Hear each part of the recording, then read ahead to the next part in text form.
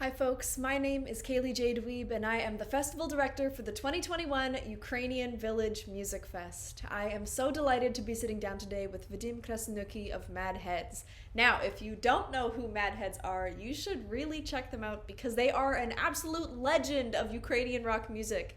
The coeval of the independence, Mad Heads has been through many musical transformations and touring adventures. They've released a large number of studio albums and music videos. They've had their songs placed in countless TV series and movies, and they've performed over 1,000 shows in 12 countries from around the world.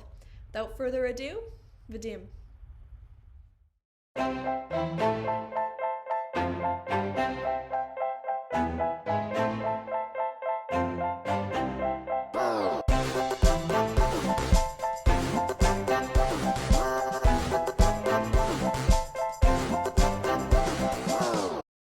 Hi, it's so nice to be chatting with you this morning, or I guess your evening, because you are based out of Kiev, right? Yes, that's right. Kiev, Ukraine.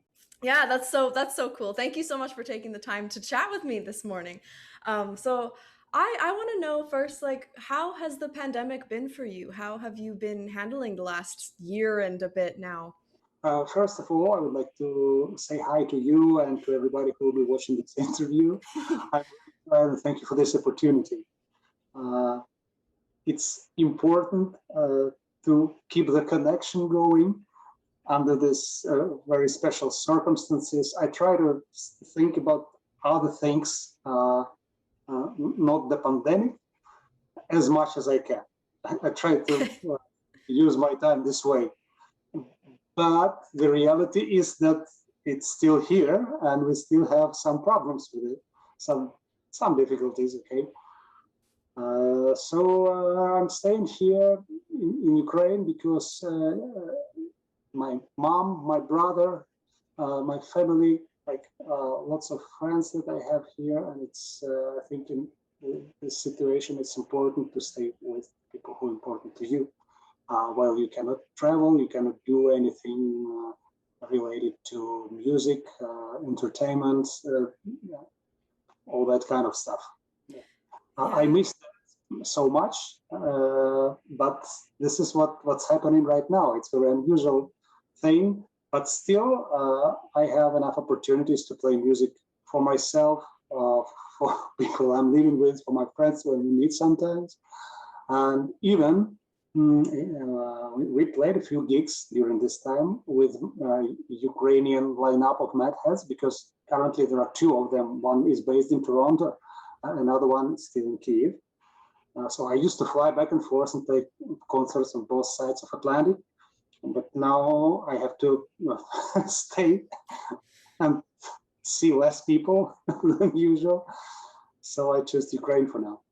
Yeah, that's great. I feel like yeah, family is kind of the most important thing right now. So glad that you've been holding up well over the past year. But how would you say that your own artistic process has changed since the pandemic started? Have you been doing things differently with how you approach music? There were just a few real gigs here in Ukraine with Ukrainian lineup of Mad Heads uh, in the small clubs, very small audience according to restrictions. And still, it was fun because we are missing this so much. It's not a business anymore for me. I'm a musician. I need to play music too, because this is what we are, the musicians. And so we just when we had a chance to meet with the guys from Mad Hands, just play and like rehearse and prepare to the concert. It was all so much fun and so important just to live like this, to pretend that it's it's normal, but it's not. Yeah, so this is how it happens. Very strange, and I would say whatever happened before in the history of my band, we never had so few gigs. There was not another year like this. That maybe we had 3 or 4 gigs, and that's it in a year. This is the minimum because even like sometimes we used to have 100 concerts a year, sometimes less, sometimes more. But this year was very special in this way, and it's very strange. Yeah, yeah, I feel you there. I'm also a musician, and I know for myself, like, I unless you make the gigs yourself, there's not really a lot out there for sure. Um, so in the meantime, have you picked up any new hobbies, or have you started learning anything new in the to fill your time other than just music?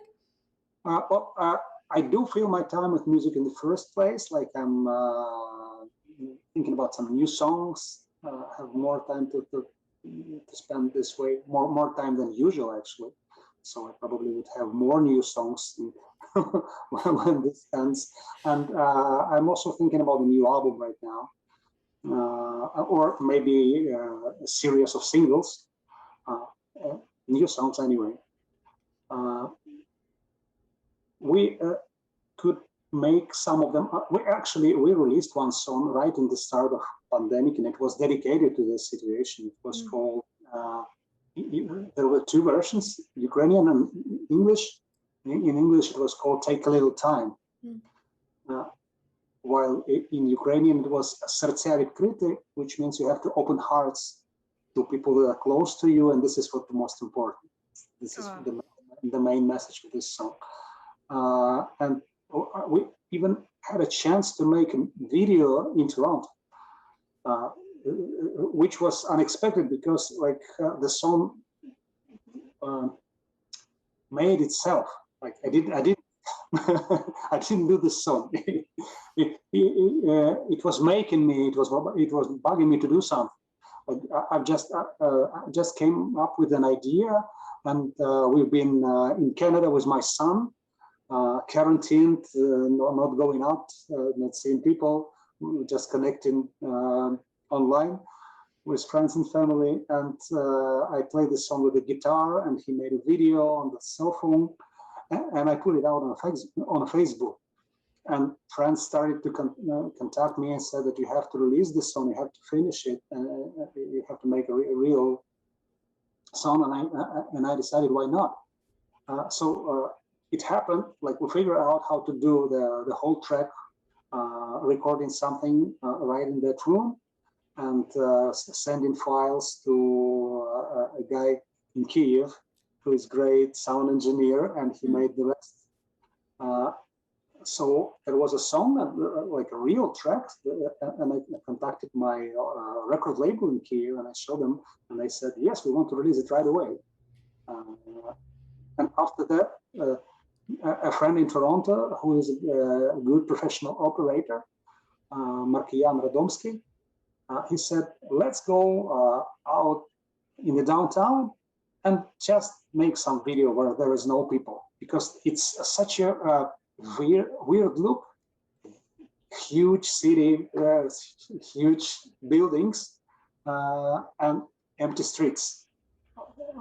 It didn't probably happen before ever.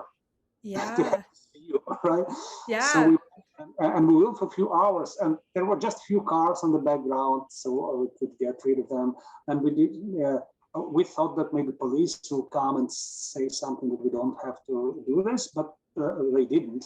So somehow we succeeded to make this uh, shooting. And then I sent the files to my friend in Kiev, who is a good video engineer, and he made a great music video that it looks like a very professional thing. Yeah, That's so awesome. Yeah, like it's really nice to see artists like yourself really find new ways to kind of approach music and approach how they do things, because there has been little gifts, I think, like throughout this whole time, like especially like you wouldn't really absolutely. have gotten to shoot a video like that in normal times. So it's nice that you're able to really find the silver lining, I guess. Absolutely. I can do songs like that, but I miss the process with the live band because I'm an old school guy, and I used to like come up with any new ideas to the rehearsal room where the real live musicians could play it right away, and we can try this and way and that way. And it already there is already at once more than just me, so there is some collective creation happening, and it's always fun. And then it's easier to understand what people like or dislike does this song deserves to live, or we need to do another one? So I miss this stage pretty much. Yeah, yeah, me too. Definitely. So would you say that it's usually you coming up with most of the lyrics? Like, are you usually the lyricist, or is that also like a very collaborative process? Uh, for Mad Heads, I used to be the author for all of the songs, except what we did, like covers or Ukrainian folk songs. But the ones that had original lyrics and music, it's all uh, originally comes from me. But then we get together on the rehearsal and practice and see what's going to happen from each song. This how it happens, and then we bring it to some small venue and play on some secret concert and see how people will react. And it's all like each song is really selected this way. I really miss that opportunity too to be able to really test out your songs with an audience. Like it's one thing to do things online, definitely, but you miss that feedback, hey? Well, you still have to do something online because it's better than nothing. And Definitely. also, life goes on. It doesn't stop here. And what we do today will give back some results tomorrow. This is for sure. At least, Yeah. at least any like real musician cannot do another way. Like we just have to. The music is something as important as the air, the breath. Yeah, definitely. Um, I would love to move into where you draw your inspiration from. So, I mean, like that's a kind of a loaded question because, of course, you live your life and that's where inspiration comes from. But is there anything in specific that you really um, are drawn to? Like, I know for myself, like I write a lot when I'm driving, and if I'm listening to other artists, sometimes that sparks things, and I write a lot from personal experience. So, what is that like for you? There are so many sources of inspiration. It's not just one. It's so many different situations how it works. Also, there were a few examples when I was driving and listening to some artist's music, and then I just feel this vibe, and I stop the car and go out to the forest and walk for some time, and then I come back with an idea. So this, but it could happen some other way. Sometimes I need like the main idea, what I want to say to people. Like this thing with the pandemic and this song about take a little time and to open hearts. It was something that like after first shock that I felt myself and came through understanding that something very serious is happening and life will change and I don't know for how long. And I will my life as a musician will be different. And at some point, I didn't even know how what I'm going to do, how I'm going to survive, and how I'm going to support myself, like serious stuff. And after the first shock, I was thinking about like, wow, this is happening right now with all our planet. There are so many people out there; they feel the same. I can do something. I can send a message of hope to support them.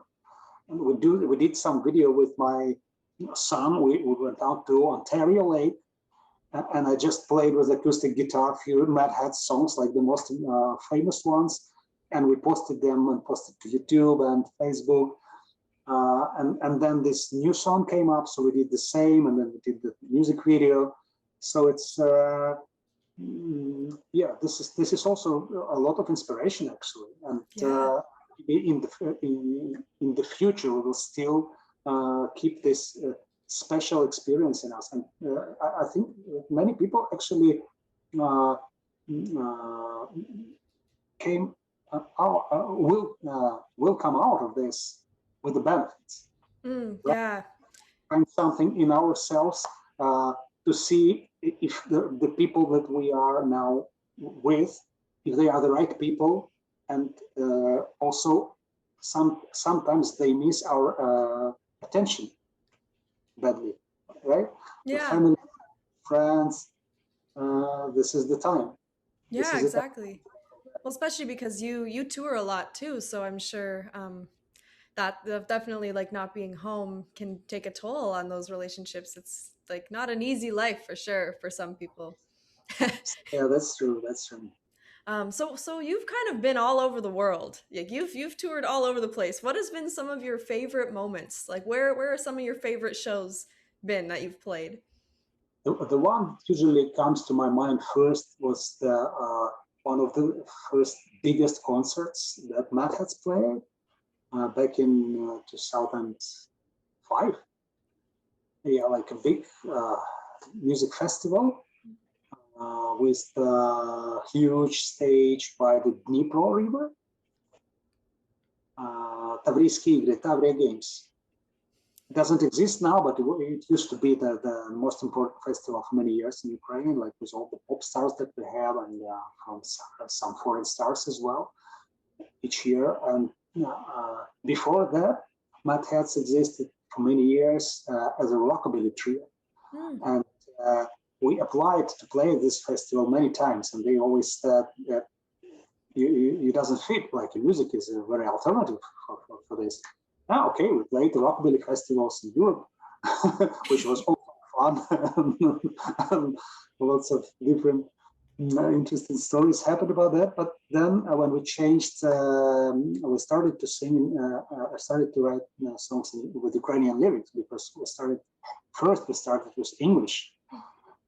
We released three albums in English in Germany with German label. And then I started to write Ukrainian songs, and I started experimenting with the folk Ukrainian songs. And that kind of boom made the Mad Hats one of the biggest rock bands in Ukraine very fast. Like we just started to play this stuff in some small club, and the next few months we'll be on stage of that festival. And then in a year, they called us to play again.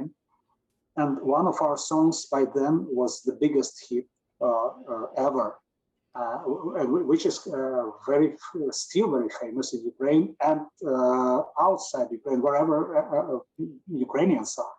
Like people played me this song from Australia, some Latin America, anywhere where Ukrainians are. So this song is called Nadia Yeah. I will make sure to link that below so everyone can listen. So who are some of your favorite artists musically, like that you like to listen to? Like who are some of your favorites right now? I used to have many favorites, and my tastes in music were changing constantly. So I have some artists that I still can listen and have fun because they were important, very important for me at this or another point in time. Like my rockabilly times were started by Stray Cats and Brian Setzer, like a great guitar player. And I still love to listen to those records from time to time. Then there was lots of reggae and ska influence, and also folk influence, like Ukrainian folk tunes. At some point back in late 90s, there was a popular Balkan music in Europe. And it was very interesting to me because it wasn't just the folk music. They played like in a modern way, sometimes a little bit of punk influence here. And that was so cool, like the original folk stuff from Balkans and the modern sound. And I was thinking about this, there has to be something like this in Ukraine with Ukrainian music. So Mad Hats was one of the bands who did this.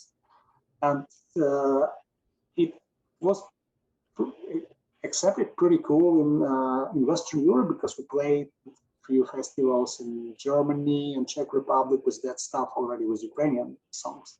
And in Hungary, one of the biggest European festivals, Sziget. But it was even more popular in Ukraine, actually, which is, I think, it's normal. But back then, Ukrainian artists didn't play much this. I would say that these days, folk influences are way more popular among younger artists. Like they play classic instruments like bandura, but in a modern way. And lots of fresh ideas come from this, and this is really cool. I think it's like a new wave, and I feel that we started it, like we were one of the bands who started it. Yeah, that's so cool. It's really nice to see like this whole cultural revitalization. I feel like a lot of young people are really starting to tap into their roots and into the history. So that's really awesome. So I guess lastly, I just have one more question. This has just flown right by. But what is next for Mad Heads? You talked a little bit earlier about writing a lot of new stuff, but what's next? Well, it's hard. It's hard for me to say what's next because I'm on that stage where I create, uh, like I revise some of the older ideas that I did before. Like before that, I didn't have much time to do a lot of ready songs, like right, ready tracks to put out to release. But I had a lot of ideas that I just recorded to my cell phone, and I revised them, and I came up with some new stuff. So there's a lot that mm, I come through, and I check it out, and I play, and I have fun with all that. And but it's too early to say what's next Yeah, because that's cool too. because I could only see that when I decided, like, I select those particular songs and I will do something with them. And still, when we come to the stage when we do this in the studio, like the radio music, it's still often change course. You plan something and the music takes you to some other direction.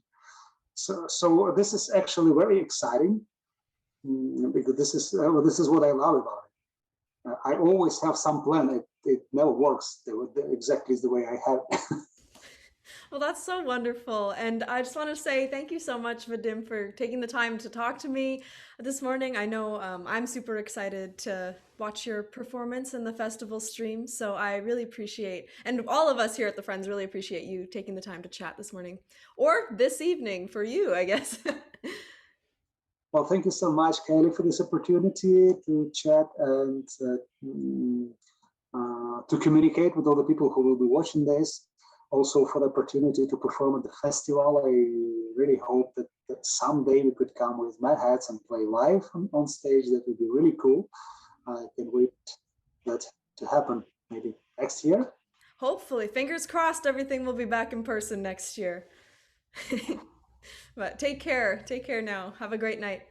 Take care too. Bye. Thank you.